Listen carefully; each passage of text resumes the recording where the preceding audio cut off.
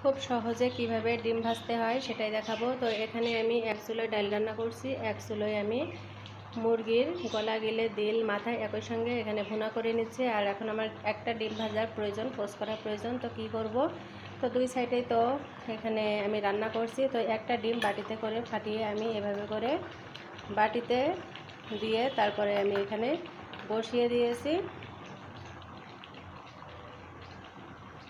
কড়াইয়ের মাঝে। তো এভাবে করে এখন 1 থেকে 2 মিনিটের জন্য ঢাকনি দিয়ে ঢেকে রেখে দেব। তো 1 মিনিট হয়ে গেছে। 1 মিনিট পরে দেখুন ডিমটা এরকম হয়েছে। তো অনলাইন এই প্ল্যাটফর্মে এসে আমি অনেককেই দেখেছি বিভিন্নভাবে ডিম ভাজতে। তো আজ আমি আমার মতো করে ট্রাই করলাম। তো এটা কিন্তু আমি একটা কাপড় দিয়ে ধরেছি, আর কখনোই খালি হাতে ধরতে যাবেন না, তাহলে কিন্তু হাতে ছ্যাঁকা লাগবে। তো এখানে দেখুন, এখানে কিন্তু ডিমটা ভাজি হয়ে গেছে এবং আমি এটা এভাবে করে নাড়িয়ে দেখে দিচ্ছি। দেখুন একটুও কিন্তু নরম নেই।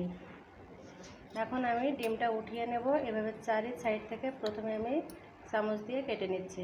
তো চারি সাইডটা আমি চামচ দিয়ে এভাবে করে কেটে নিয়েছি। এখন আমি একটা পাত্রে এখানে ঢেলে নিলাম। দেখুন ডিমটা এরকম হয়েছে। তো তেল ছাড়া কিন্তু ডিমটা ভেজে দেখালাম। কেমন লাগলো অবশ্যই কমেন্ট সেকশনে কমেন্ট করে জানাবেন আপনারা। আজকে আমি আপনাদেরকে তেল ছাড়া কিভাবে ডিম পোস্ট করতে হয় সেটাই দেখালাম। ভালো লেগে থাকলে লাইক কমেন্ট এবং শেয়ার করবেন, এবং যারা এখনও পর্যন্ত পেজটা ফলো করেননি পেজটা ফলো করার অনুরোধ রইল।